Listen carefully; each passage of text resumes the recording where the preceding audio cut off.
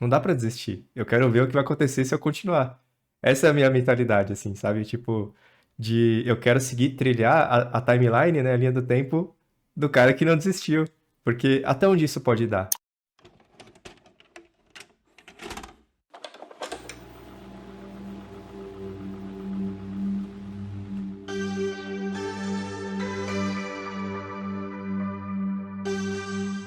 Tá começando mais um episódio do podcast Oitavo Fundamento, um podcast feito por artistas, para artistas, e chama Oitavo Fundamento porque a gente trabalha aqui nesse outro fundamento que a gente chama, né, de que é a questão mais de mentalidade, a parte mais psicológica da prática, que é tão importante quanto os fundamentos técnicos, né?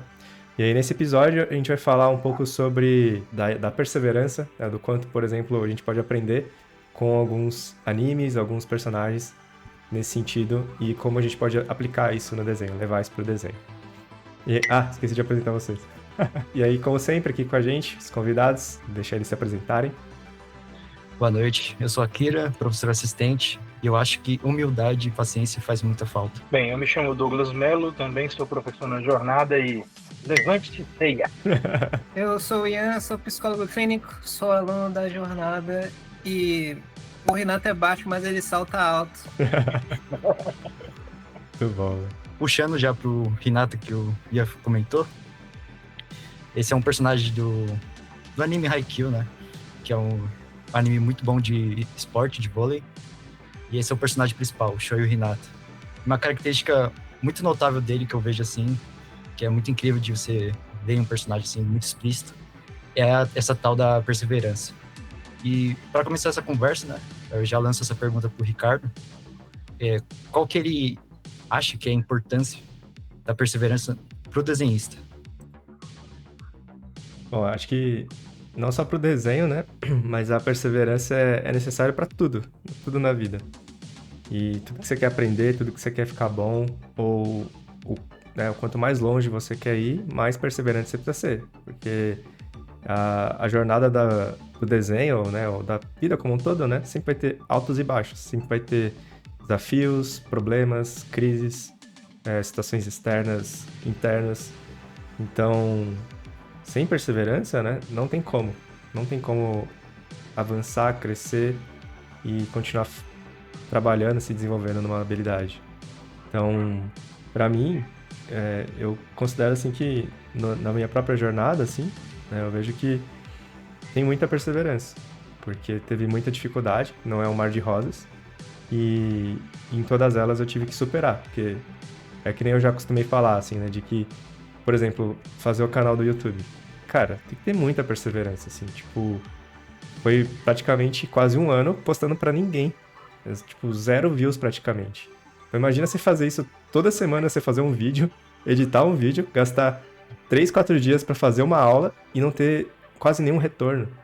Então assim, muita gente desistiria no primeiro mês. E eu não, eu continuei. E, né, deu certo. É aquela famosa frase, né, provérbio aí, já começando com o provérbio, água mole, pedra dura, tanto bate até que fura. Né? Então eu não desisti, deu certo. Então, isso foi no canal do YouTube, foi no desenho, foi em criar esse projeto do curso, foi na minha vida inteira, na vida profissional, vida pessoal. Eu nunca desisti. Porque se eu desisto, aí que eu não consigo nada. Então, eu acho que a perseverança, ela é fundamental para qualquer coisa que você queira atingir. E no desenho ainda mais, né? Porque, querendo ou não, assim, é uma das habilidades que talvez mais pega no emocional, né? Pega ali no nosso ego, a gente se fere, fica frustrado mais fácil. Por exemplo, em inglês, ninguém fica tão frustrado assim, né? Tipo, não consigo falar inglês. Você tem no máximo vergonha. Mas no desenho, você, além da vergonha, você tem a frustração, você tem a raiva, né? Tipo, pô, queria aprender rápido, tem ansiedade. Então, eu acho que o desenho a gente se coloca muito mais presente ali, né? Se coloca muito mais dentro do desenho do que outra habilidade como, sei lá, aprender a dirigir, cozinhar e falar uma língua. Então, é muito mais necessário no desenho do que em outras habilidades, na minha visão, para você continuar aprendendo, não desistir e superar crises, bloqueios que vão surgir naturalmente no processo do aprendizado do desenho. Então, para mim, é crucial, é tipo top 3 das virtudes necessárias para aprender a desenhar. Eu acho que, Enquanto eu acho ainda é. que o que fica assim do seu comentário é pra quem tá ouvindo, eu imagino. Como é que você fez para não desistir, né? Como é que você fez para, apesar de ficar esse tempo todo sem receber views, sem receber o retorno que você talvez estivesse esperando, como é que você fez para lidar com isso, né? Eu acho que o que tá por trás é sempre ter um pouco de futuro e um pouco de passado, assim. Por exemplo, naquele contexto que eu tava, por exemplo, no canal, né? Ou era aquilo ou não era nada. Não tinha opção. Ou dava certo ou dava certo. Então, é por isso que eu nunca desisti. Porque era a minha única esperança.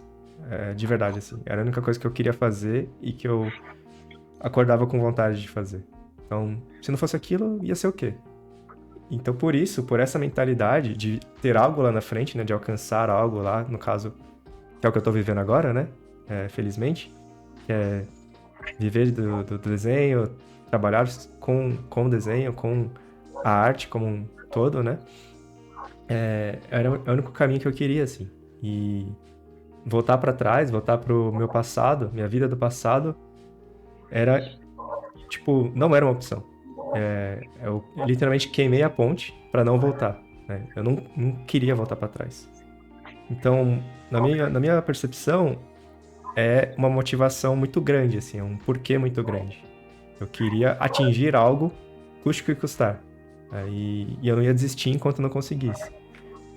E aí eu vejo que bem por aí, né? Não tem uma técnica, não tem uma sacadinha, assim, um hackzinho.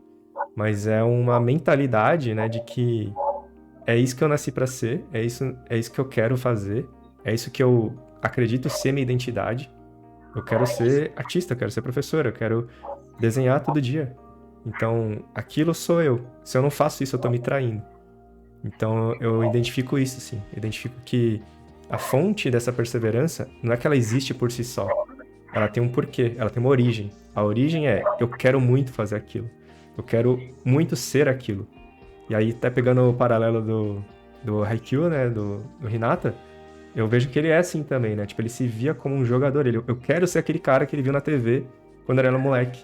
Então, ele não tinha outra opção, né? Então, por falta de opção, você vai lá e faz dar certo. Mesmo tudo estando contra você. O cara era baixo lá, né? O jogador de vôlei baixo, ninguém jogava com ele, não tinha time masculino pra ele jogar. Então, assim, tudo contra ele, mas ele fez dar certo, né? Então, me vejo como ele nesse sentido, assim, né? Tipo, cara, tudo contra mim, mas eu vou fazer dar certo, porque é só isso que eu tenho. Então, eu acho que essa mentalidade por trás que gera a perseverança, gera a disciplina de acordar todo dia e fazer aquilo, mesmo sabendo que não vai dar em nada ali no curto prazo. Eu acho que é bem por aí. Tem um ponto interessante, é mais um parêntese, vamos dizer assim. É o motivo pelo qual uma vez eu ouvi e eu achei que fez muito sentido sobre a gente não ter e não criar um plano B, né? Porque enquanto você tem essa ideia de plano B, você nunca investe o tanto que você precisa no plano A. Porque você sempre vai ficar pensando no plano B se o plano A der errado. Então, por mais que você quer o plano A, mas a sua mente vai estar o tempo todo com aquele pensamento, mas e se der errado? E se der errado? E se der errado? Quando você não tem esse plano B, você vai investir tudo no único plano que você tem. Que aí é basicamente o que você falou, né? Você não tinha outra opção. Então, a única opção era aquela, então você tinha que investir tudo naquela, porque era só aquela que você tinha. E eu achei isso interessante. Com certeza. É aquilo, eu já vi quem fala isso, acho que uns atores de Hollywood. Acho que aquele, sabe o anão do Game of Thrones? Peter Ele- Dinklage. Eu esqueci Peter o nome. Dinklage. Isso. Ele fala isso, assim, que ou ele viraria ator ou ele não ia ser nada. Alguma coisa assim, não sei, acho que era ele. E aí. E é isso mesmo, ele fala, mas eu não tinha plano B. Era aquilo ou nada. E aí é bem por aí mesmo, né? Quase que tipo, cara, você nasceu pra aquilo, né? Você quer ser aquilo muito. É muito mais forte até do que qualquer vergonha, qualquer fracasso, qualquer queda, assim. É bem por aí.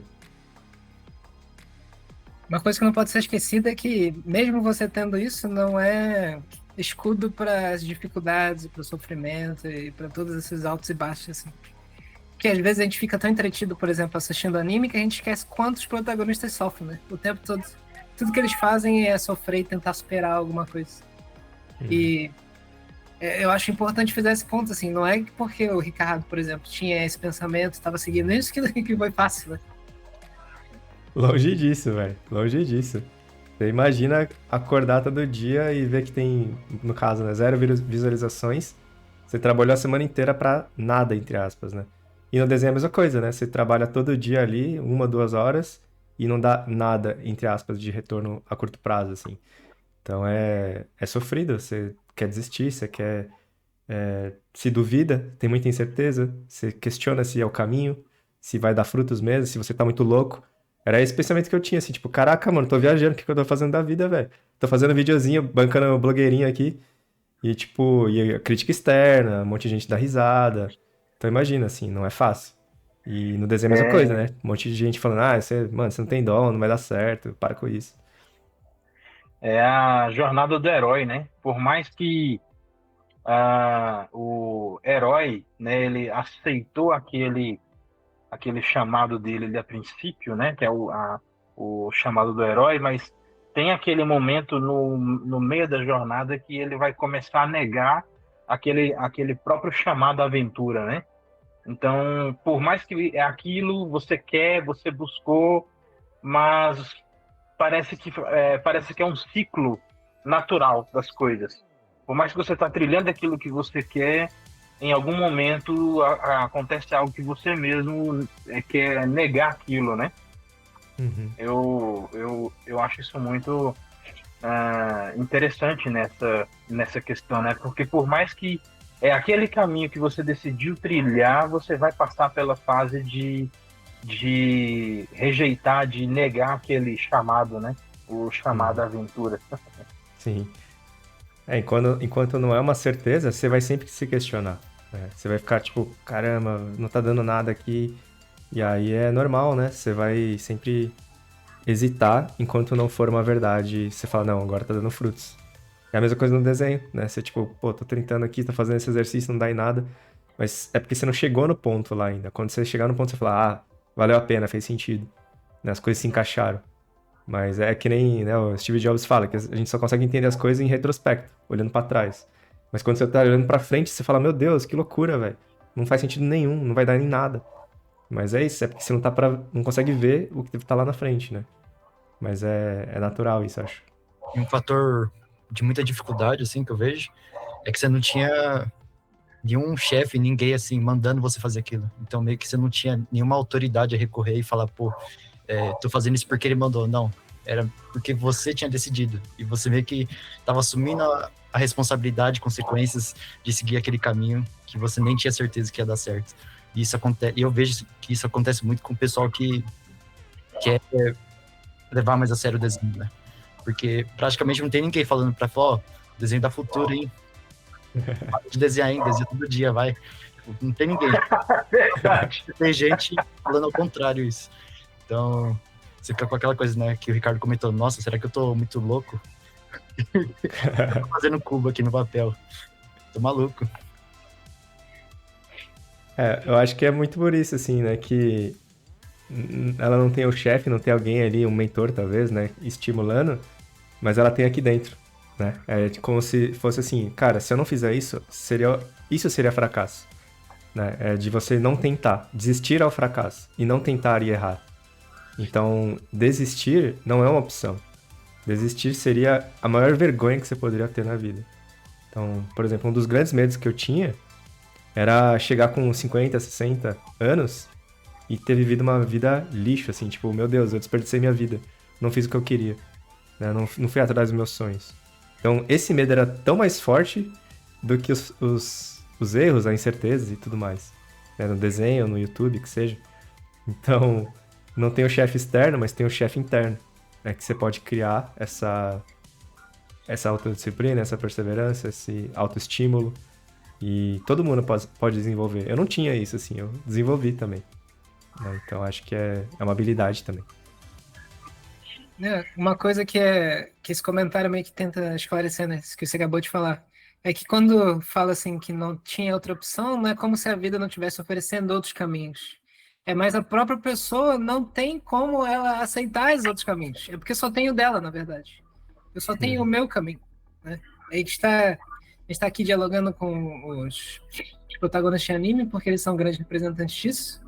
Porque não é como se as pessoas, por exemplo, não apontassem pro Renato que vôlei não é pra ele, ou as pessoas dissessem pro Naruto que ele, na real, não sabe fazer ninjutsu, ou coisa do tipo.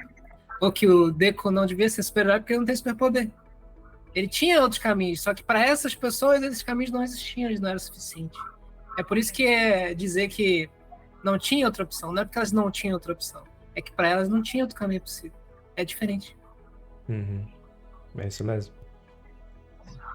Uma coisa muito bonita que eu vejo nesses personagens, por exemplo, o Hinata, são processos de morte e vida, assim. Por exemplo, o Hinata, em vários momentos, assim, de evolução, ele passa por uma perda, por alguma dificuldade, que faz ele largar um tipo de ideia e mentalidade que ele tinha antes para passar a ver a vida dele de uma forma diferente. Então, ou seja, isso seria meio que um processo de morte. Por exemplo, ele focava muito em se tornar o melhor atacante e focava muito em como atacar melhor. Só que depois de alguns processos de perda e de outras dificuldades, ele passou a perceber que o vôlei não é só sobre atacar, que ele teria que aprender e se autodesenvolver em outras áreas do vôlei.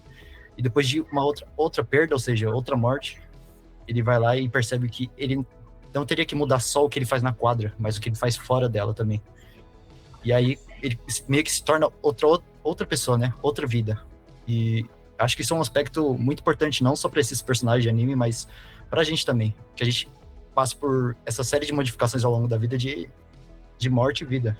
Que você meio que sacrifica alguma coisa, deixa para trás uma carga e se transforma meio que em outra pessoa. E um fator que ajuda muito nisso é que quando você se transforma em outra pessoa, por mais que você pense nas coisas que deu errado no passado, assim, agora você é uma nova pessoa, sabe? Você não vai ficar mais ter que ficar remoendo o que aconteceu no passado, porque já foi, é passado, é morte, já tá enterrado já. Agora você pensa no que vai vir pra frente, na sua nova vida. Isso aí me lembrou de tu, Akira. Não quero fazer fofoca, porque ainda bem que, né, pouca gente escuta o podcast e tal. Mas eu entrei na mesma turma que o Akira, no curso do Ricardo. E o Akira chegou lá e falou, pô, fui tentar fazer exercício avançado direto, assim, já chegou e eu fui tentar fazer exercício avançado. Aí, porque eu já desenhava e tal, não sei o que. Ele falou lá no grupo. Caramba. E aí, olha onde é que o Akira tá agora. Tipo, o cara que vai terminar o curso primeiro, eu acho. O cara tá dando aula pro curso e tal, né? Como é que foi, tipo, pra você essa mudança?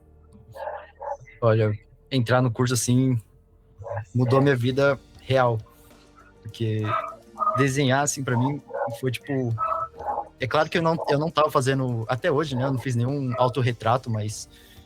O que eu vejo, assim, quando eu olho pra trás, assim, do meu passado com jornada, é que, basicamente, todo desenho que eu tava fazendo, eu tava meio que me desenhando, me olhando no espelho.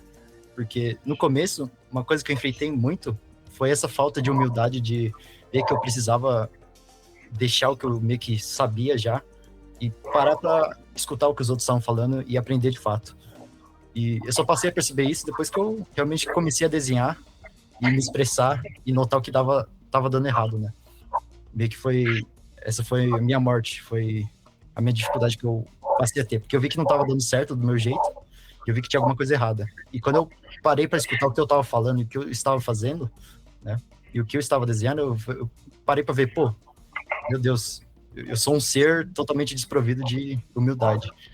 Aí, tudo isso, tipo, foi muito pesado para mim, né? Aceitar esse tipo de coisa. A princípio, né, você chega nos lugares assim, achando que você tem o direito e a obrigação de ser melhor que todo mundo, e que você sabe de tudo. E quando você para pra pensar que tem uma grande chance de que não seja isso a realidade, dói muito. Mas, para mim, pelo menos, isso foi algo que mudou não só o meu desenho, mas minha vida como um todo, né? Porque você pode ter certeza que eu não estava agindo dessa maneira só no desenho, mas no contexto da minha vida toda. Mas o ponto aqui é bom da humildade. Eu acho que dá pra gente discutir mais sobre. Uhum. Porque dá pra entender o não perseverante como alguém egoísta, assim. No sentido de, eu vou tentar alguma coisa que é muito difícil pela primeira vez e eu tenho que ser bom. E aí, se eu não sou bom, eu vou desistir. O que tá dentro desse pensamento? Na verdade, eu me acho muito melhor do que essa coisa. Porque eu tinha que acertar de primeira. Enquanto todos os outros que são mortais lá, as pessoas normais, passam anos tentando aprender a fazer. Né? Uma coisa que ajuda muito, né, o Akira comentou, na perseverança é a humildade, entender que, cara, isso aqui é muito difícil, assim. Não é uma coisa que eu vou superar, tipo, em minutos. Não é uma coisa que vai se resolver em semanas. Pode demorar mais tempo que isso. Que é um processo, né? Um processo que pode demorar mais tempo do que isso. Uhum. Faz sentido.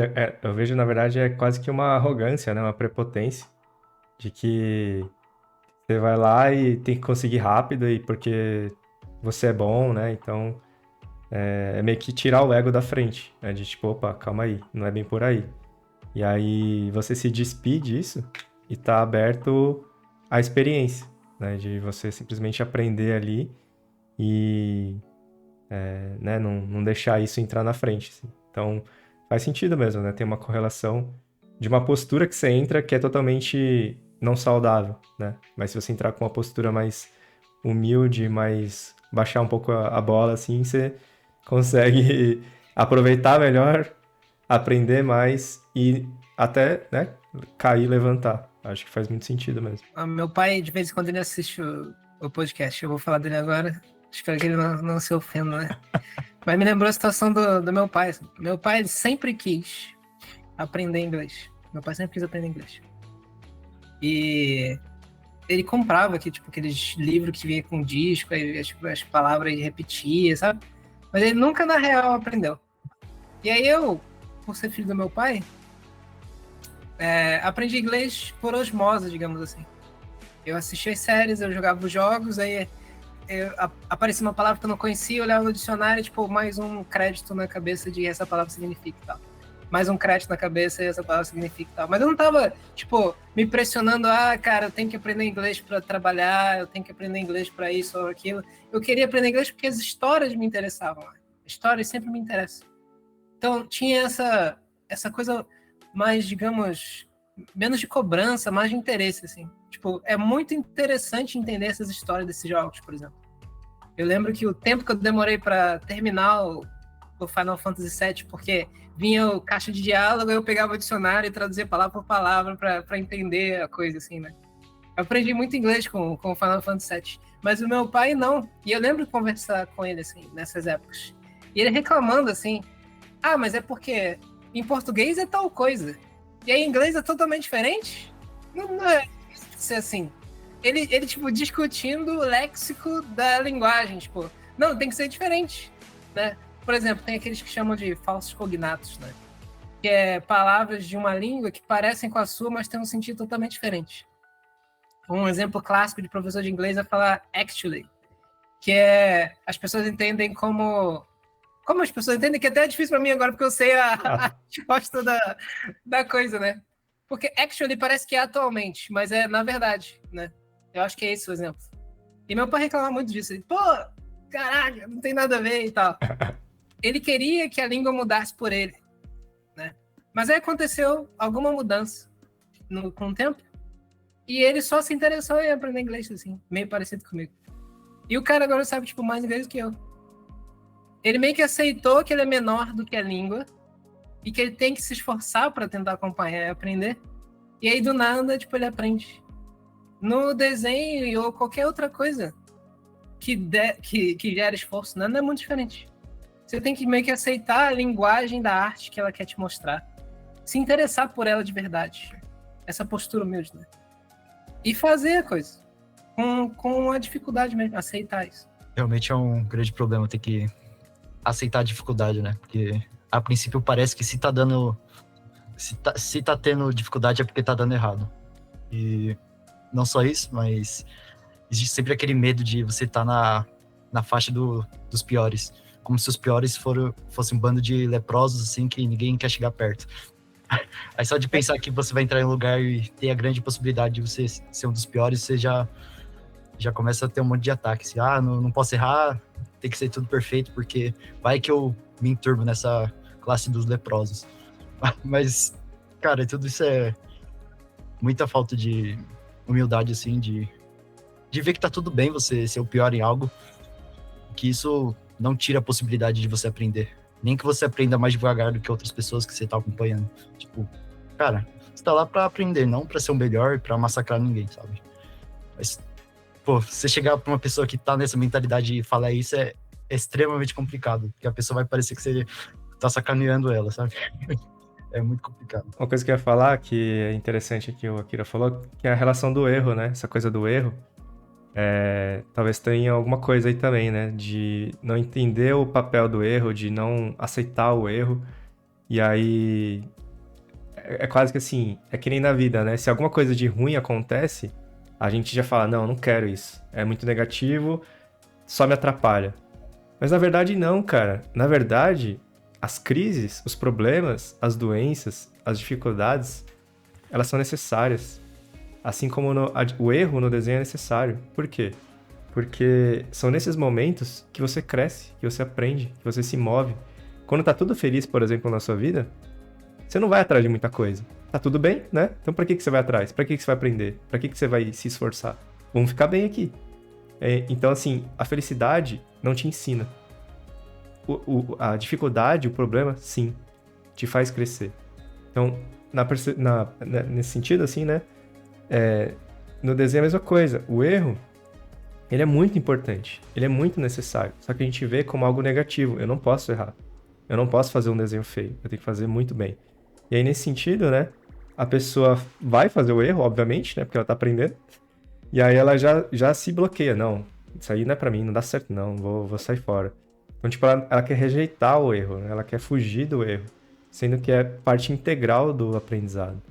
Então, eu vejo que também tem um pouco dessa mentalidade, né? De, pô, é óbvio que você vai errar, é óbvio que não vai ter 1000 pessoas ali te aplaudindo todos os dias, a cada desenho que você faz.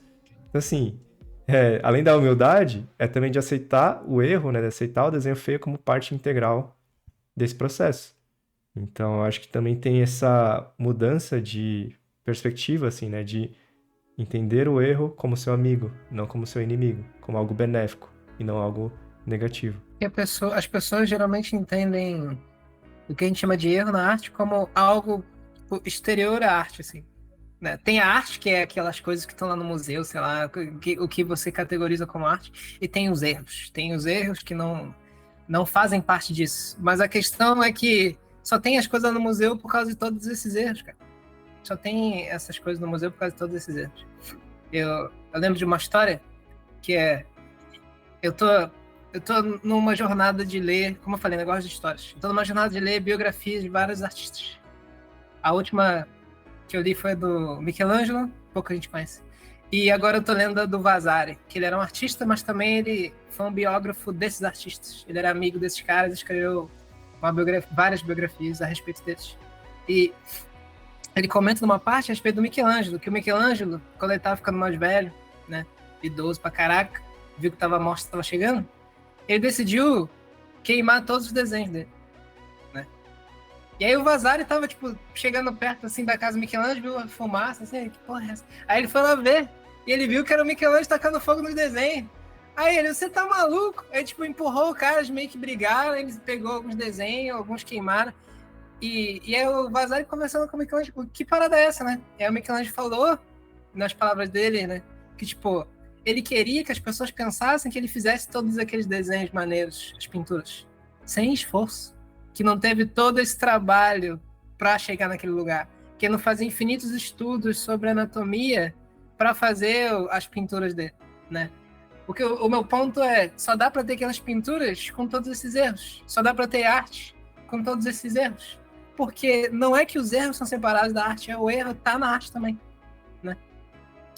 E se não fosse pelo Vasari, a gente não saberia nem da metade dos desenhos do Michelangelo. E aí você pensa, um artista que é tão bom quanto o Michelangelo, como é que pode, né? É claro, porque o cara errou muito. Se tem centenas de desenhos dele salvos, imagina a quantidade de desenhos que não estão salvos, que foram queimados. É muita coisa, é muito erro para ser artista. E não é que o artista tá errado enquanto ele erra, é justamente o contrário. O erro faz parte de ser artista. E é importante ressaltar que são infinitos erros, né? Porque tem gente que fica contando meio como se fosse um limite de erro, né? Ah, passou de 300, aí já não dá pra mim. Mas errar pra vida toda. Sobre essa questão, eu estava falando com alguns alunos esses dias, eu não sei se ainda hoje, mas não menos do que ontem, no caso, vamos dizer assim. Acho que foi ontem ou hoje que eu tava falando sobre isso. Sobre essa questão de errar no desenho, né? Às vezes a pessoa erra ali no desenho e aí ela fica chateada porque errou, né? E é justamente por esse tipo de pensamento, talvez até alguma carga, né? E que provavelmente é oriundo dessa carga padrão, né? Do que ocorre na sociedade, vamos dizer assim, né? Daquele tipo de cobrança de não poder errar, de ter que acertar sempre, mas dentro do desenho, que é uma tecla que a gente bate bastante, né? O erro, ele se faz necessário, porque é com ele que você vai extrair os pontos, ele mostra para você o quanto você precisa melhorar. Então, se um erro ali ele não acontece, não tem o que extrair e você perde o parâmetro, vamos dizer assim, se você está evoluindo ou não, né? Então fica com aquela aparente ideia de que chegou no topo, né? Mas algo que eu falo bastante assim com os alunos, o artista, por mais que ele já tenha ali os seus 20 anos de experiência, é óbvio que os erros dele passam a ser diferentes. Mas é curioso o caso, porque eu imagino que tem duas situações possíveis, né? Porque à medida que a pessoa evolui e cresce bastante, os erros talvez podem acompanhá-lo nessa mesma proporção ou não, mas no final de tudo são erros diferentes. O que importa é que se ele está com meses de aprendizado ou muitos anos atuando ali na carreira como desenhista e ilustrador, ele vai continuar errando, ele vai continuar, se ele fizer ali um desenho autoral, né, o que a gente chama de desenho de imaginação, se você perguntar para aquele artista, tem um detalhe naquele desenho que ele deu uma mascaradinha porque ele errou, né? Ou às vezes até aquele ponto que a gente acha interessante no desenho, mas na cabeça dele, poxa, mas isso aqui foi a parte que eu errei, né? Então, é isso que mantém a gente sempre nesse estado de consciência de que a gente está em constante aprendizado, né? O que eu acho interessante na característica de um artista ou de um desenhista, isso ocorre também na música, mas aqui, falando especificamente sobre o desenho, é um ponto interessante, porque é algo que o artista carrega para sempre, né? Então ele sempre vai ter essa mentalidade de aprendizado, né? Porque ele sempre vai perceber que ele comete erros durante o processo. Então, por mais que aí entra outro parêntese, né? Porque tem uma dificuldade específica, porque existe um perfil específico de artista ou de um aluno de arte, né? Aquele que está ali naqueles primeiros passos de estudar desenho, que é quando ele cai naquele fluxo de pensamento de que ele acha que aquilo que ele faz tá bom, né? De que ele não precisa aprender determinada coisa porque ele já sabe. Então a gente sempre tem dois pontos, mas quando a gente entra nesse ponto do artista que ele entendeu essa etapa do processo, ele se permite mais. E por ele se permitir mais, é onde ele desenvolve mais, né? Quando ele tem menos medo do erro, quando ele entende o erro como parte do processo, né, do aprendizado, ele sempre vai se ver como aprendiz, né? Ele, por mais que os outros o chamem de mestre, ele nunca vai se ver como mestre, porque ele sabe, né, o tanto que ele ainda precisa evoluir, né? E é bem interessante isso, porque no processo inicial do aluno ali, quando ele está aprendendo, quando ele comete alguns erros, na cabeça dele, ele acha que ele não está aprendendo, quando na verdade o erro revela para ele, primeiro, que ele está aprendendo e sinaliza para ele os pontos em que ele precisa melhorar, né? Ao mesmo tempo que revela para ele o que ele já melhorou, porque o erro vai dar esse parâmetro para ele, né? E é algo que eu falo, algumas vezes para alguns alunos, é isso. Então, tipo assim, não vejo o erro como algo negativo. Se você pega um desenho para poder fazer e você não conseguiu executar ele da forma como você esperava, ele te revela duas coisas: até onde você já consegue chegar e o que você precisa para poder ir um pouco mais longe, né? Então, eu acho bem interessante esse ponto. E um outro ponto falando sobre isso, que é até uma pergunta aqui para vocês, é o seguinte: quais são os fatores ou o fator que vocês acham, por exemplo, porque a gente tem visto isso um pouco mais frequente atualmente, não que não existia antes. O Ian acabou de falar aí sobre Michelangelo, né? Em outras ocasiões eu já li aquela frase do Monet, né?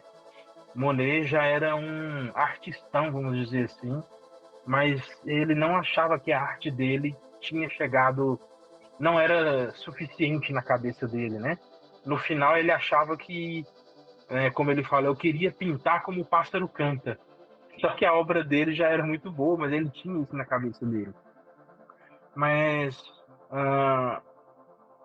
qual é o fator que vocês imaginam atualmente de ter uma quantidade mais frequente de pessoas, uma proporção maior de pessoas que estão tendo dificuldade de perseverar, né? Eu não sei se vocês veem dessa forma, mas eu tenho percebido que nos últimos tempos, da mesma forma que a gente começou a perceber uma geração que até recebeu aquele apelido de geração fast food, né? Lá em meados dos anos 2000, né? Início meados dos anos 2000, que quer tudo pronto, né? A gente está enfrentando algo hoje um pouco diferente, né? A gente vê pessoas que estão tendo dificuldade, não que antes não tivesse, mas hoje a gente vê numa proporção maior, dificuldade de lidar com aquilo que a confronta, o que faz com que ela tenha dificuldade de perseverar, porque diante de um primeiro conflito ela já larga tudo, já acha que não é para ela, e o Akira tá segurando para o Ricardo Sempre já volta. riu, o Akira já deu pavor. Sempre volta a geração TikTok aí. O Douglas já tacando fogo no bagulho. Hashtag geração de TikTok, se você concorda ou discorda. De novo, vão xingar o Douglas aí. A gente tentando fugir desse tema, o Douglas trouxe. Sempre sobra pra eles. Não, porque, vamos dizer assim, é quase que um fenômeno, vamos dizer assim, dado a alta frequência, talvez, né, de ver atualmente numa proporção maior pessoas que entram nesse fluxo de pensamento, vamos dizer assim, né?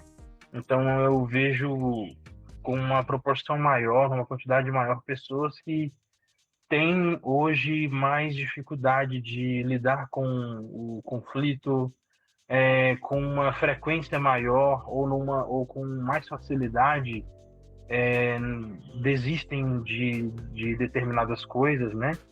Então, tipo assim, não sei, eu acho que Eu acho que começou a dar errado quando as pessoas pararam de ver Rock Balboa, sabe? Às vezes, eu não sei, a gente tá falando de anime, né? Eu não sei se vocês já assistiram, tem um anime que é muito bom, principalmente a primeira temporada, Bleach. O Bleach tem um personagem, se não me engano é Zaraki Kenpachi, e ele gosta muito de lutar. Só que ele quer, tipo, um adversário. Sempre tem um personagem assim no anime, né? Ele quer um adversário, ele gosta de lutar e tal, não sei o quê. E ele, mas só que acontece que ele é muito forte. Ele é muito forte. E aí, tipo, ninguém dura na luta com ele. E aí, o que ele faz? Ele usa de artifícios pra ficar mais fraco. Ele usa, tipo, uns sinos no cabelo pro inimigo saber onde ele tá. Ele usa um sanguessuga no olho. Ele usa um tapa-olho pra ter um olho só pra enxergar. E dentro do tapa-olho tem um sanguessuga que suga a energia espiritual dele pra ele ficar mais fraco. Tipo o Ki do desenho. E assim, por que eu tô falando isso? Às vezes, nas conversas aqui, eu me sinto um pouco como Kenpachi. Por quê? Essa pergunta do Douglas, ela é muito complexa, cara. Tipo, tem várias coisas que afetam isso. Tipo, paradas sociológicas, antropológicas, que vêm, tipo, de mais de 500 anos acontecendo. Mas, eu tô aqui de tapa-olho, com um sino no cabelo e tal, não sei o quê. O que pode ser esses fatores, né? Pra mim, não é nem necessariamente culpa de alguém, é uma espécie de movimento histórico que tá acontecendo até hoje. Mas eu sinto que um grande culpado disso é a preocupação, mano. Um grande culpado disso é a preocupação. Porque nem precisa voltar muito no tempo pra ver a diferença da coisa. Eu tenho uma irmã, ela tem 15 anos de idade, e ela tá pra terminar o ensino médio, coisa assim. Só que ela tá estudando pra fazer faculdade, tipo, desde a quinta série. Eu, na quinta série, tava jogando emulador de Pokémon no computador. Eu usava internet de escada, baixava os ROM, botava no emulador, ficava 1000% mais rápido. E aí eu evoluí os Pokémon, tipo, eu achava que era muito bom. Aí depois eu descobri que tinha Game Shark, aí eu usei Game Shark pra pegar todos os Pokémon na tela inicial e tal. Essa era a minha, tipo, preocupação. A minha irmã, nem perguntaram pra ela se ela quer fazer faculdade, ela tá estudando pra fazer faculdade desde a quinta série. Aí, parece que tudo que você tem que fazer tem que ser rápido. Porque, mano, eu tô na quinta série, tem que saber o que eu vou fazer na faculdade, tem que estar preparado pra faculdade. Então, todas as coisas que estão no meu caminho, pro meu futuro, já tá dado, mano. Tipo, eu já tenho que resolver. E aí, como é que eu vou ser alguém na vida que não consegue resolver as coisas rápido? Porque se eu tenho que ir na quinta série fazer faculdade, os outros problemas da minha vida também tem que resolver rápido. E é uma cultura que incita isso. Que você tem que resolver as coisas rápido, que se você não resolver rápido, você é um fracasso, que você não vale de nada, que valor é conseguir as coisas, e conseguir as coisas é ter material. É muita parada que tem que responder. E quem tem que responder isso são literalmente crianças. São literalmente pessoas muito jovens que nem tiveram experiência de vida para lidar com uma parada dessa. E aí, as pessoas levam esse tipo de pensamento pro desenho, por exemplo. Elas correlacionam errar com fracassar, quando uma coisa não tem nada a ver com a outra. A gente tá aqui falando sobre o erro, né? Só que essas pessoas entendem o erro não como um erro. Elas entendem o erro como um fracasso.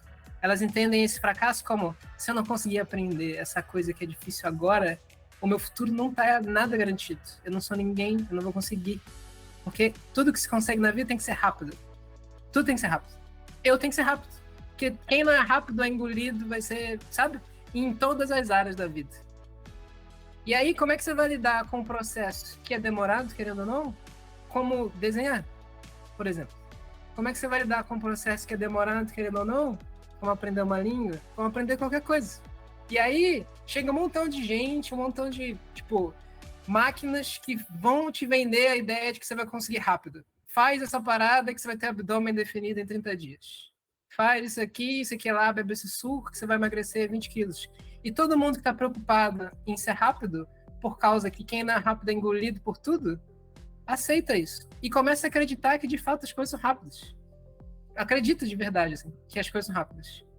E aí elas acham que o problema não é esse contexto cultural atual. O problema é ela, que ela é devagar. Ela é devagar. Porque ela tem que ser rápida, todo mundo é rápido. Não é o contexto que tá doido. Sou eu que tenho alguma coisa errada comigo. Eu tinha que fazer mais, eu tinha que errar menos, eu tinha que encontrar um curso melhor, eu tinha que encontrar uma profissão melhor e tal. Coisas sempre externas. Eu tirando um pouco do tapa-olho. Cara, e assim, na minha visão, indo para outro lado aí também, né? Eu acho que não é questão de geração. Eu acho que um buraco é mais profundo, assim. Eu acho que não tem a ver com a idade. Tem a ver com... Assim, eu acho que isso é quase que... Muita gente tem esse perfil. Da desistência, de não ter disciplina, enfim, várias outras... problemas, assim, né? De não ter atenção, de não ter disciplina. É quase que uma pandemia real, assim, tipo... que não é visível, mas é da mentalidade. E aí isso também tem, né, umas raízes antiguíssimas, né? De, tipo, perdemos a reflexão, perdemos o autodesenvolvimento, a gente perdeu esse tipo de trabalho interno e a gente só trabalha agora na parte externa, né? Nos ganhos externos, no desenvolvimento, sei lá, do trabalho, do dinheiro.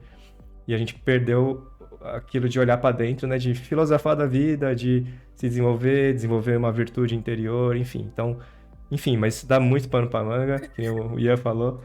Eu não acho que é uma questão de geração, é uma questão de sociedade, assim. Mas, encurtando aí o papo, um ponto que o Ian trouxe que eu achei que eu ia levantar aqui é a relação do erro e do fracasso, né? Que ele acabou de falar. Ver o erro como fracasso. Eu acho que isso aí que mora o grande parte do problema, que é o que faz você desistir. Se eu errei, eu fracassei, logo eu vou desistir, né? Então eu não vou perseverar, eu não vou conseguir, não vou querer tentar de novo, porque eu já fracassei. Mas como eu falei lá no começo, o fracasso, na minha visão, não era não ter visualização, não era não ter desenhos bons. Era desistir totalmente, parar 100%. Isso é o verdadeiro fracasso, na minha concepção. Então, enquanto você está errando, também, como a gente já falou, é parte do processo. Então, errar não é fracasso na minha visão. O único fracasso real é quando você larga o lápis. Fala, mano, isso aqui eu não quero. Isso aqui eu não quero mais pra mim. Não sirvo pra isso.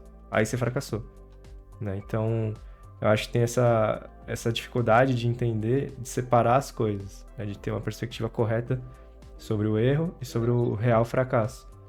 Então, é interessante a gente cuidar disso, assim, né? Pra não inverter aí as coisas e não confundir e parar por bobeira, assim, né? Porque é normal errar. Fracassar e já é outros 500. Junto com a noção de fracasso, eu sinto que atrelado a ela tem muita noção de objetivo, né? Porque dependendo de onde você aloca o seu objetivo, você passa a ver as coisas como fracasso. Então, se o seu objetivo é ter um status de sucesso diante das pessoas que você conhece e potencialmente você vai conhecer no futuro, é meio que causa a lógica de, tipo, fracassei nesse primeiro ano, logo eu sou fracassado, porque eu perdi o status que era o meu objetivo, que era de poder chegar no local e todo mundo olhar pra mim e falar, pô, esse cara conseguiu tudo de primeira rapidamente. Então, quando a gente passa a alocar nossos objetivos em coisas meio estranhas, como ter um super status, ter objetivo de vida como ter um carro de luxo, uma mansão gigantesca, ser o mais rico do mundo, passa que tudo tem que ser muito rápido e qualquer tipo de erro e obstáculo que acontece parece que é o fim da sua vida, porque aquele objetivo super maluco que você colocou pra você meio que te escraviza e te torna esse maluco que vê tudo como fracasso. E meio que eu até vejo assim que você meio que para de viver para algo bom, algo maior, você passa a viver assim para outras pessoas que nem sabem quem é você e que nem ligam muito para você, sabe? E eu acho isso tipo muito triste. Eu acho que essa coisa do objetivo, ela corrobora com o meu monólogo do Kenpachi sobre a preocupação, porque você vê pessoas que desenham há pouco tempo, mas veem o desenho como uma espécie de futura profissão. E aí elas já estão pensando no portfólio delas. Mano, você nem desenha todo dia e você tá pensando no seu portfólio? O que é isso? Como assim? Ian, essa daí. O cara quer trabalhar com desenho, mas ele nem gosta de desenhar. As pessoas falam, não, eu gosto de desenhar. Mas aí quando senta pra desenhar, sente desconforto, sente uma angústia, sente uma preocupação e tal. Como é que você acha que vai acontecer quando você sentar, tipo, digamos que você, você pede pros deuses e tal, e aí você acorda, liga o Senhor Blizzard, o Senhor Blizzard liga pra tu e fala, porra, a gente tá precisando de um artista novo, a gente já pagou tua passagem, teu passaporte, chega aí. Aí tu vai, caraca, aí tu vai lá. Aí o que tu acha que tipo, a gente comprou essa cadeira aqui pra você, ó. Aí a cadeira é maneirona, tipo, tem aquelas cores e tal, brilhante. Aí o que você acha que você vai fazer quando você sentar na cadeira? Você vai desenhar, mano. E como é que tu quer desenhar trabalhando quando você nem, tipo, desenha todo dia? Desenha pra você dar ansiedade. Você não tem uma relação maneira com desenhar. Você ainda nem construiu essa relação com o desenho. E você já tá pensando no seu portfólio, você nem terminou, sei lá, você que tá aí assistindo que faz parte do curso Ricardo. Você nem terminou o curso Ricardo, porque ninguém terminou. E aí você tá pensando no seu portfólio. Tá pensando em trabalhar para Blizzard. As pessoas sonham em trabalhar para Blizzard em vez de sonhar em ser um artista bom, cara. E é uma coisa totalmente diferente uma coisa da outra. Como é que seu sonho é uma empresa, cara? Como é que seu sonho é uma empresa quando você quer trabalhar com arte? Putz, essa pegou, hein? Ixi, Exatamente. essa vai chegar aí. Ó, inclusive, o Akira e eu, a gente tem algumas conversas, assim, reflexivas, né, sobre essas questões. E você, Ian, você falou algo que a gente já conversou uns dias atrás sobre isso. Tipo assim, as pessoas, elas... Eu não sei ainda exatamente a origem, mas as pessoas, elas criaram uma ideia de que parece que na cabeça delas é só falar o que ela quer ser e pronto, é o suficiente. Não, eu quero ser um concept artist na Blizzard ou na Riot, né? E aqui eu vou tocar num ponto delicado. Eu sei que é um ponto delicado, mas são justamente essas mesmas pessoas as que menos se empenham em evoluir o desenho, são as que mais desanimam, são as que mais passam por algum tipo de bloqueio e não enfrentam o bloqueio, é vencido pelo bloqueio, sabe? E eu fico pensando assim, poxa, qual é a origem desse pensamento, né? Qual é a origem dessa postura? Porque justamente os que surgem com um pensamento até mais simples e mais palpável, né? Porque, tipo assim, a gente tem pessoas que já começam com aquela ideia assim, eu quero trabalhar na Blizzard, ao invés de chegar assim, não, eu quero aprender a desenhar. O aprender a desenhar está mais próximo do que ser um artista na Blizzard, né? Então você vai aprendendo a desenhar e esse caminho, né, você vai construindo ele à medida que você evolui os seus processos, à medida que você erra, né, à medida que você cai e levanta de novo, né? E aí, por exemplo, falando sobre anime, o porquê que, apesar de eu saber que hoje, tecnicamente falando, né, o anime dos Cavaleiros, ele tem muitos problemas, mas por que para mim ele é o melhor anime da minha vida? Tem aí My Hero Academy, tem Jujutsu Kaisen, tem Demon Slayer. Problema, o melhor anime é Cavaleiros do Zodíaco. Por quê? Muita gente reclama, né, de que o Seiya é um personagem chorão e tal, mas me desculpe, o Seiya é cada um de nós, sabe? O Seiya é cada um de nós, porque nós passamos por problemas constantes, porque essa é a vida, é a realidade, a gente enfrenta circunstâncias adversas constantemente, mas o que a gente aprende com o Seiya? Ele cai e ele levanta mais forte. Derrubam ele de novo, ele levanta mais forte. Jogam ele no chão mais uma vez, ele levanta mais forte. Ele não desiste, sabe? Porque a cabeça dele não é, eu quero ser o cavaleiro mais forte. Não é. Não é isso que faz ele levantar outra vez.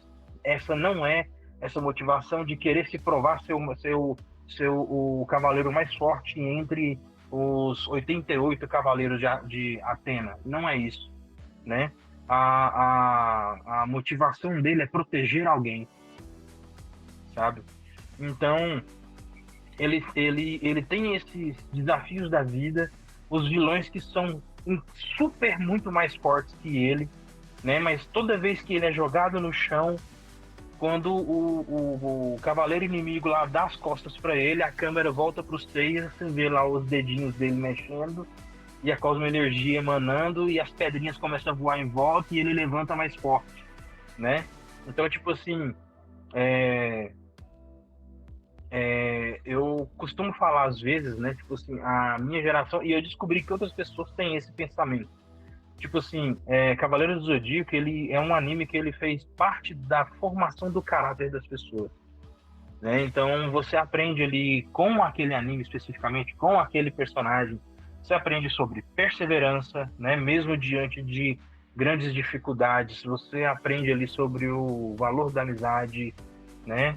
Então tem muitas lições ali. Então, tipo assim, para mim, no meu caso aqui do Douglas, eu aprendi muito com o personagem, com a personalidade, com o caráter do Seiya, né? Eu gosto demais daquele personagem por conta disso. Então, a forma como eu vejo a vida e vejo as pessoas tem um pouco do que eu extraí lá desse anime, sabe? Então, mesmo diante de dificuldade, e é normal que você se abale, né? O que a gente não pode permitir é que a gente seja abatido. Ficar abalado acontece, somos seres humanos, né? É impossível não ficar abalado diante de alguma situação que te confronta, uma situação adversa, uma situação conflituosa, né? O que a gente não pode se permitir é ser abatido. Então a gente sempre persevera e segue em frente, né? Mas beleza, isso é um parêntese. Voltando nesse ponto. Então, tipo assim, eu tenho visto muito, né? E eu vejo isso, infelizmente, porque a gente espera, eu queria que fosse diferente, né? Mas isso fica para quem vai assistir, né? Para quem está assistindo, né? Eu estou falando de futuro e presente, né? Futuro para quem, quando esse episódio sair, e presente para quem já estiver vendo ele, você que está vendo aí agora, né? Observe-se, reflita, né? A respeito. Então, tipo assim, não basta você só dizer, não, eu quero ser isso. Trilhe esse caminho. Só dizer não vai te tornar algo, né? Se você quer aquele tipo de objetivo, caminhe para ele, mas construa esse caminho. Não adianta correr para poder chegar lá logo, né? O tempo vai continuar sendo 24 horas. Então, não vai mudar, né? Então, apenas siga o fluxo, né? E tinha um outro ponto que eu queria falar, agora é outra parte que o Chip corta e não coloque preto e branco e não me deixe falando assim, Falar né? isso é o mesmo que ele fazer. Ele vai fazer.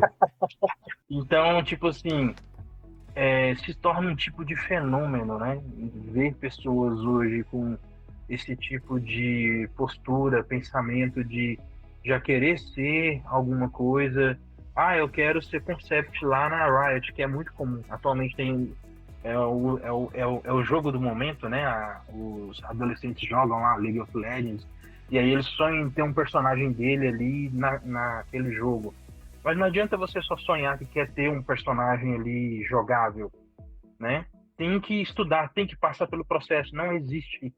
Você não tem como viver sem processo. Você não é criança e fala, não, eu quero ser adulto e você tá, né?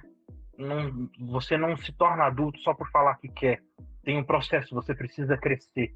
Você precisa se desenvolver, você precisa se alimentar, você precisa estudar e isso vai formando o adulto que você almeja, né? E na arte não é muito diferente nesse ponto. Então não é só dizer, eu quero eu quero chegar em tal lugar. Um outro ponto dentro disso que o Ian falou e eu lembrei, né? Ouvir de pessoas falar assim, não, eu quero ser diretor de arte. Mas a pessoa tem dificuldade de se comunicar num chat, tem dificuldade de abrir a câmera, né, numa conversa, numa chamada, tem dificuldade de abrir o microfone. Gente, ser diretor de arte não é dirigir a arte em si, é dirigir outras pessoas. Então é importante dar esse passo e se permitir passar por essas situações e avançar, porque se você quer ser diretor de arte, você vai dirigir pessoas, não é um desenho que você vai dirigir. Você vai dirigir quem faz aquele desenho. Um ponto assim que, pegando tudo isso que vocês falaram, né, que estava até escrito aqui uma pergunta que é interessante, tem essa disparidade, né, do que a pessoa tá vivendo e o que ela quer alcançar. Ela tá vendo ali lá em cima, lá longe, e tá sonhando, né, tá vendo lá no distante, e por isso ela perde a visão do agora, né, do aqui e agora, do que ela tá fazendo, de quem ela é, e aí ela tropeça e já, né, tipo, pô, tô mó longe, não vai dar certo, não vai dar pé, tô muito distante. E ela tem essa disparidade de perspectiva do hoje com o futuro. Então, eu acho que isso é um ponto, né, que gera essa dificuldade de perseverar. Ela se abala já imediatamente, né, porque é tão grandioso o ponto que ela quer chegar, que é óbvio que não vai dar certo, né? Tipo, pô, como é que você vai saltar do zero pra ser um profissional da Blizzard, sei lá, em 1 ano, 2 anos? Não dá, cara, é impossível. Leva anos. Então, é aquela ambição, acho que volta para aquele ponto da falta de humildade, né? De você, pô, baixa a bola aí um pouco, vamos fazer o arroz com feijão primeiro, depois você pensa em estilo, em fazer portfólio, em se inscrever para Blizzard, né? De fazer um processo seletivo lá na Blizzard, um passo de cada vez. Então, acho que essa megalomania, assim, né? Vai te frustrar muito. Essa expectativa alta vai te derrubar muito rapidamente. Então, é uma questão de limpar a perspectiva, né? Ter o parâmetro correto. E acho que nesse sentido, né? Pegando esse ponto, tudo bem, você pode ter um sonho, você pode ter um ponto a chegar. Tipo, pô, quero desenhar muito bem, quero criar um anime, sei lá, qualquer coisa. E como é que a gente faz, uma pergunta pra vocês, assim, pra a gente acreditar que é possível, como que a gente faz pra também voltar pro presente, ter aquele sonho, tudo bem, mas como é que eu trabalho no hoje, como é que eu me mantenho firme pra perseverar, né? E acho que esse é o grande ponto aqui da conversa, né? Que tudo bem ter o sonho, é normal, é ótimo, mas como é que a gente volta pro agora? O que eu gosto do desenho é que ele é muito democrático, assim. Você não pode... Assim, o material é básico, você pega uma coisa que mancha alguma outra superfície e você pode começar a desenhar. E você, não importa quanto dinheiro você tem, você não pode comprar saber desenhar.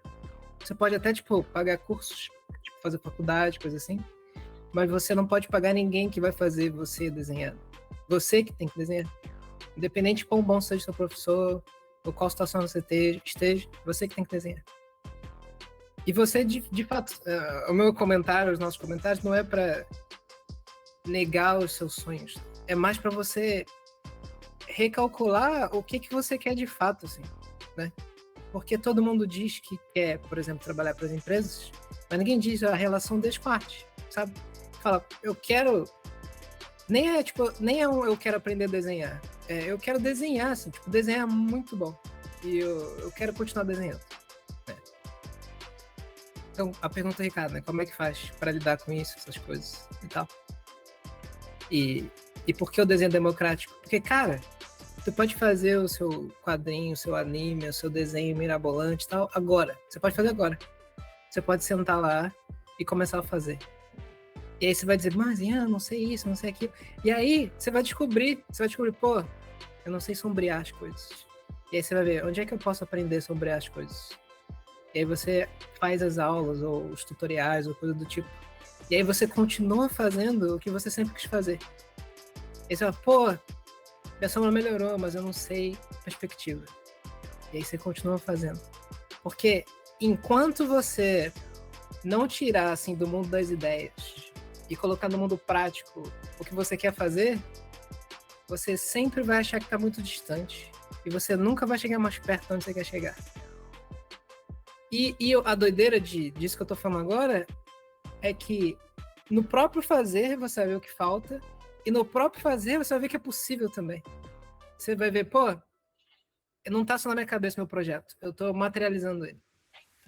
Eu tô sempre seguindo em direção a esse lugar.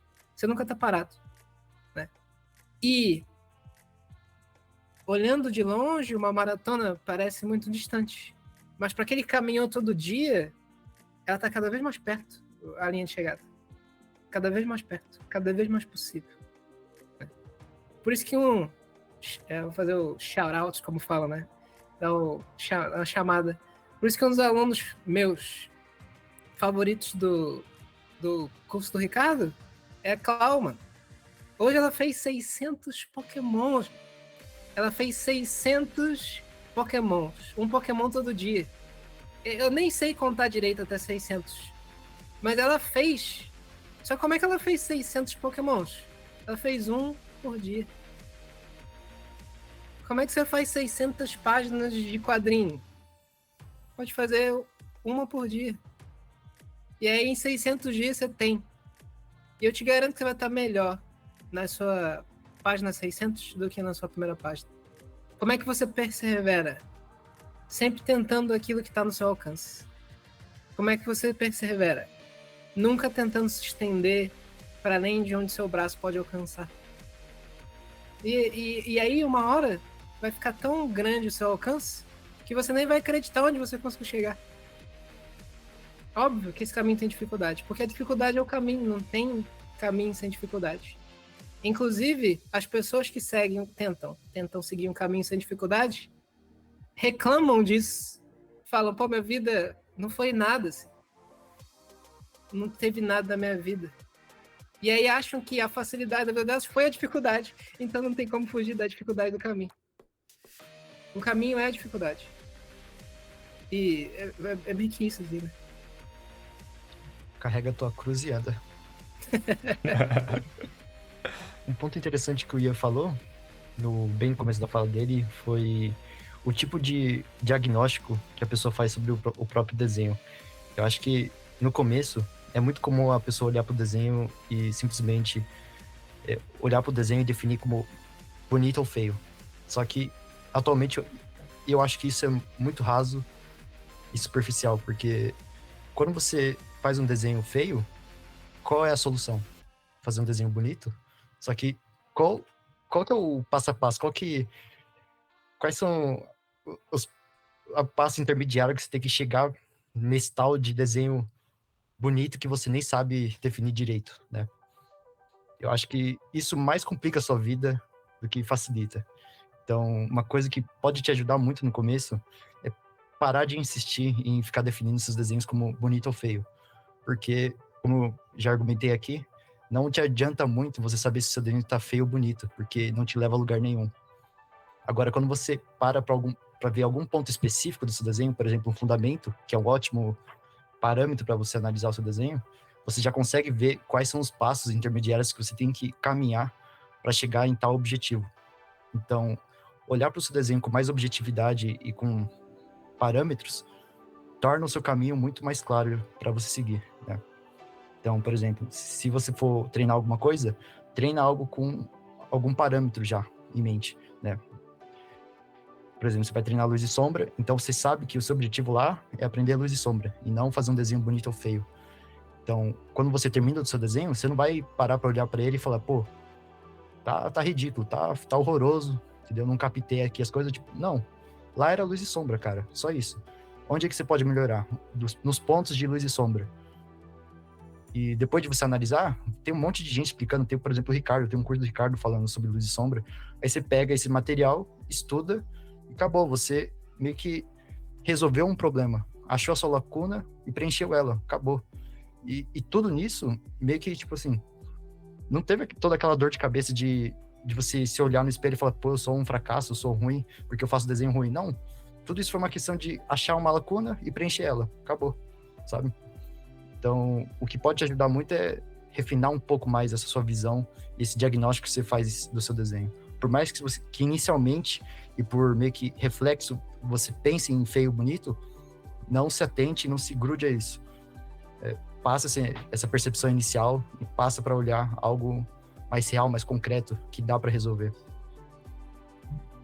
Isso é muito legal, me fez lembrar, tem um livro, né, de desenho do Bert Dodson, que ele fala de trocar o discurso, a fala discursiva da mente, na hora de desenhar, pelo discurso analítico, que é o que você acabou de falar. Em vez de falar assim, eu sou ruim, não tá bom, de você pensar assim, pô, onde que eu posso melhorar nesse desenho? O que tá faltando? O quanto eu aprendi? Qual foi o que eu fiz aqui, né, que pode melhorar? Então é um discurso analítico e não um discurso com adjetivos, né, de bom, ruim, feio, bonito. Então eu achei legal, só para compartilhar aí que tem essa fonte aí bem interessante. E faz muito sentido, né, de refletir sobre o desenho de uma maneira diferente, que não seja adjetivo. Eu tava assistindo uma live antigaça, assim, do Alex Oliver. O cara é, tipo, inacreditavelmente bom na arte, assim, ele desenha, ele pinta, ele faz escultura digital, tudo. E aí ele tava comentando que ele mora lá, agora eu não sei onde ele mora, se ele mora na Bahia, ele mora num lugar que é perto da praia.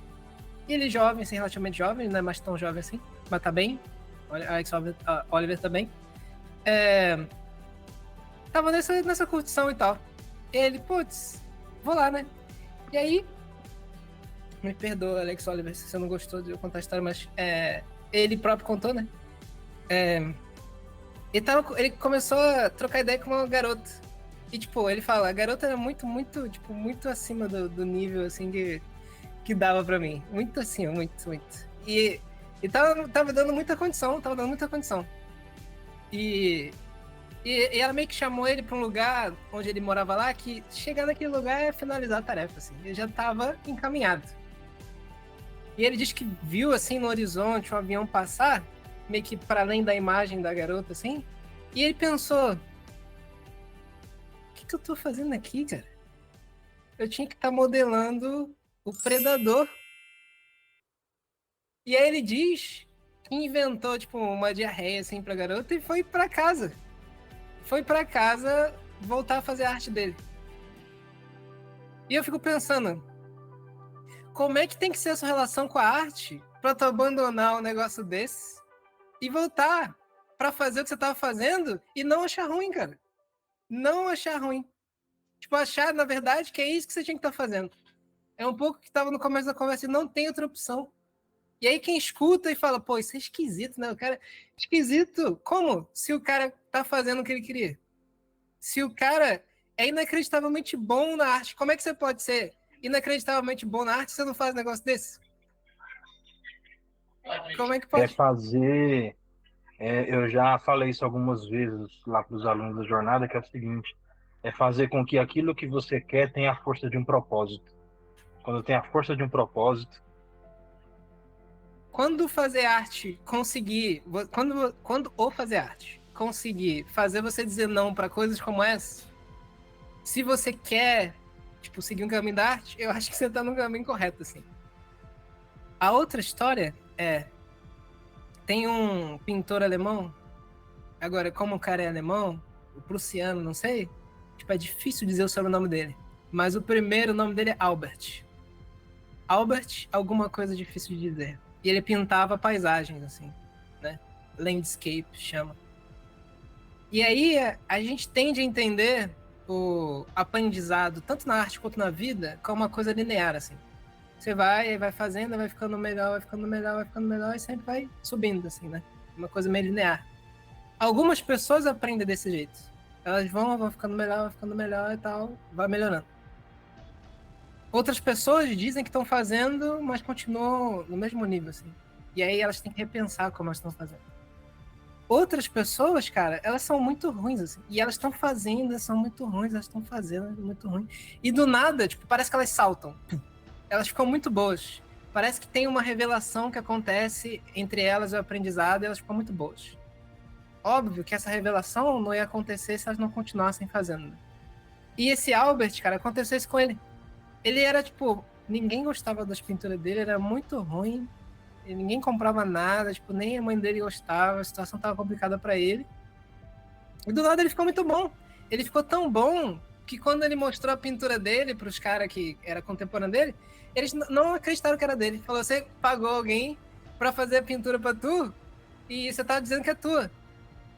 As pessoas acreditaram tão pouco que ele teve que pintar na frente delas para as pessoas acreditarem que era ele que tava fazendo o negócio. E era ele mesmo. Mas aí, eu me pergunto, como é que o Albert ia ficar bom assim se ele tivesse desistido? Tudo que falta para ficar bom assim é uma espécie de oportunidade, de permissão. Mas essa permissão só acontece se você continuar tentando, cara. Se você perseverar, usando o tema do episódio. Cara, é muito legal isso, assim, né? Porque eu fico umas nóias, assim, né? Umas doideiras na minha cabeça, assim, de tipo...